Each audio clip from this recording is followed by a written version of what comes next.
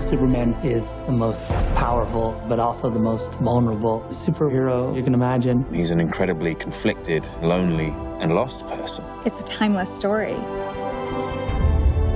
Superman is a story for everybody. It's going to be intense, visceral, really exciting to watch. We need champions and we need someone to believe in. It's about the potential for every person to be a force for good. We have to believe that somebody can make things right. From the first time I could ever remember, Superman was one of the people I wanted to be.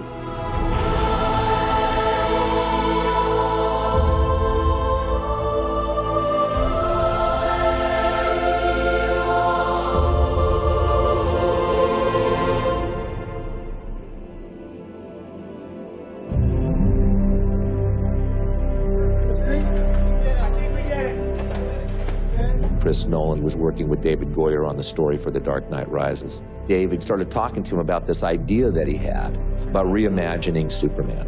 Our approach was not a comic book Superman. It was just to do a more realistic Superman, a Superman that exists in a real world. One more, just like that, right.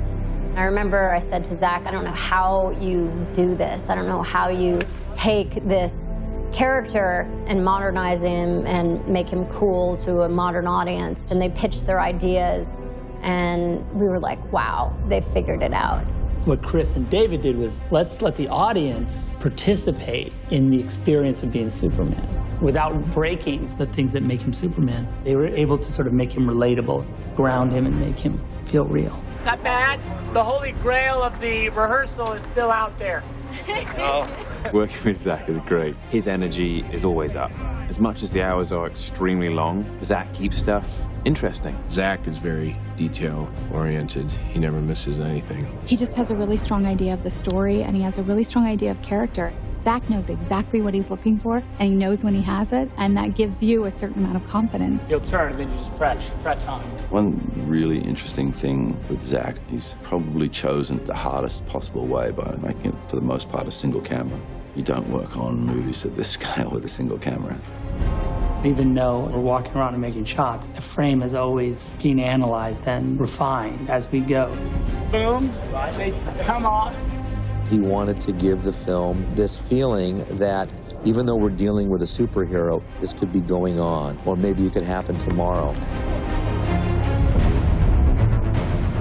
We tried to land Superman in America. It was really important to ground him in a reality that we can understand. This story is a very realistic mirror. It's a 2012, 2013 world. We wanted to have real places. We didn't want Superman to crash into a fictitious location.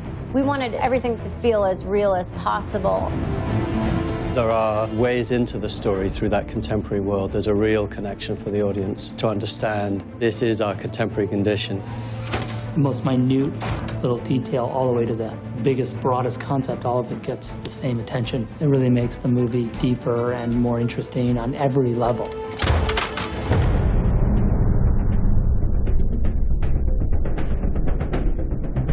We're gonna make Superman. First thing you gotta figure out is, what's the suit gonna look like? The cape has to be there.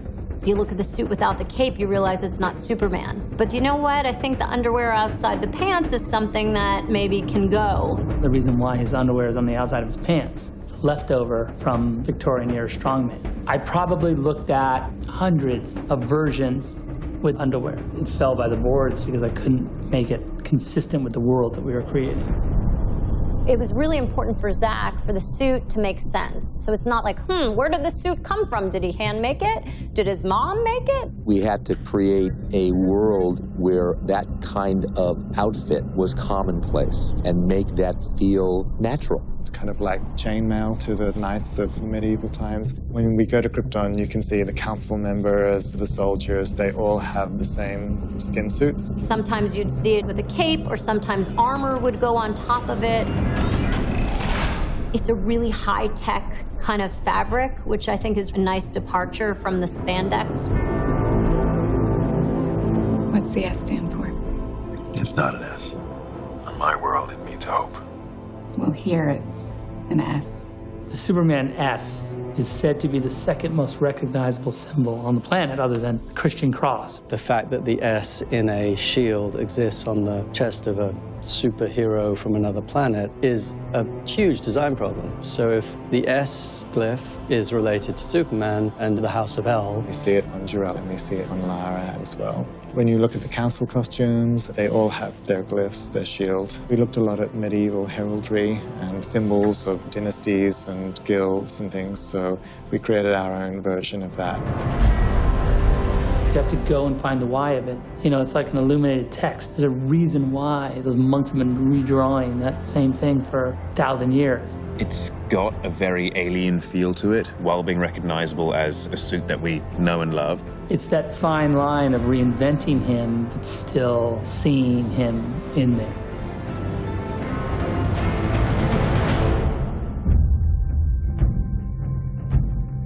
Clark is ultimately an outsider at all stages of his life.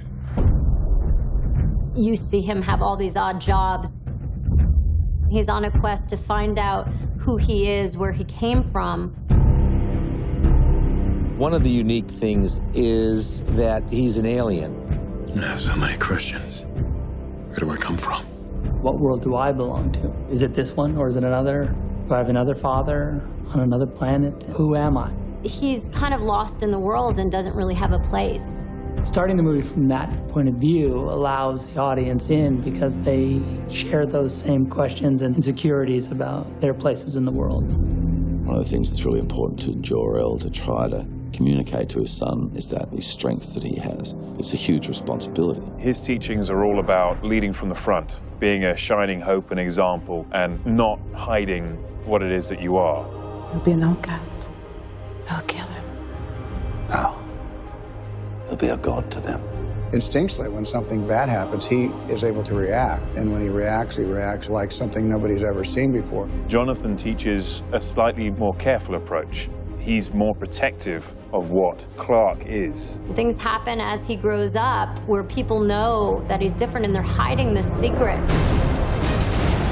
You're going to require as much strength morally when you have that much strength physically. Clark, you have to keep this side of yourself a secret. What was I supposed to do? Just let him die?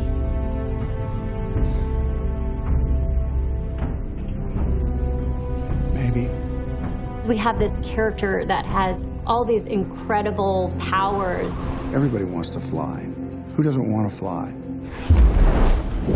Everybody has the same dream of the defiance of gravity and all that that symbolizes. Obviously, we see Superman fly because he can control his power and his speed. I wonder what it would be like to be able to just take to the sky, to feel the wind through my hair would be the most incredible thing. The super speed aspect of the fight makes them completely superhuman and beyond the scope of what is actually possible. We're going to see action in this film like we've never seen it before. Much more physical, much more high-powered. There was definitely a real conscious effort to support the idea that this is happening between Kryptonians. One of the talents that they would exploit would be that sense of speed to be able to vanquish their enemy very, very quickly. Superman is from another planet. He calls into question so much of what we take for granted, whether it be philosophical or physics. He has come to Earth to remind us of ourselves. Miss Lane, not a fan of the Daily Planet, but those pieces you wrote when you were embedded with the First Division were pretty impressive. Well, what can I say? I get writer's block if I'm not wearing a flak jacket. Lois has always been a strong female character. The difference is that our Lois is more proactive. She's doing all the things that she needs to do to understand this character that could save her world. How do you find someone who has spent a lifetime covering his tracks? He hasn't quite factored in the idea of being the savior of the world until Zod turns up. My name is General Zod. For some time, your world has sheltered one of my citizens. General Zod is the military leader of Krypton. He's a fiercely devoted warrior. I have a duty to my people, and I will not allow anyone to prevent me from carrying it out. You are presented with a character that, from his point of view, is striving to do the right thing. To Kal-El, I say this. Surrender within 24 hours, or watch this world suffer. My hopes and dreams travel with you. The idea of these two people on a dying world having to make this sacrifice where they would say, you know, we're never going to see our child grow up, but we've got to put this message in a bottle. Clark gets his DNA from another galaxy, but he gets his character from Jonathan and Martha. You're the answer to Are We Alone in the Universe? Can I just keep pretending I'm your son?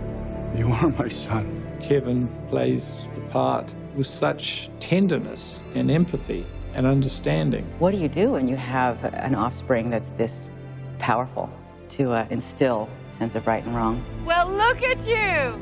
Superman gets a lot of his strength from Jonathan and Martha, and the strength which Kevin and Diane brought to those roles flows off them in their performance. Dusty! Mrs. Kent, I'm Lois Lane from the Daily Planet, and I'd like to talk to you about your son. The protectiveness that she had. As a mother myself, that's something that I look to instill in my daughter. I can't print this, Lois. You might have hallucinated half of it. Harry, come on, it's me we're talking about. Perry White used to be an investigative reporter, and there's still some of that in him, but he has the responsibility of keeping people within the boundaries of good taste, let's say. Laurence just made it so easy to fall into that sort of contentious relationship with me. I told you not to run with this. There's a humanity that goes through every character in this piece, whether it's Pa Kent, Jor-El, Lois, Perry White, or Zod for that matter. The actors are amazing, the director's amazing. I feel very, very lucky to be a part of this.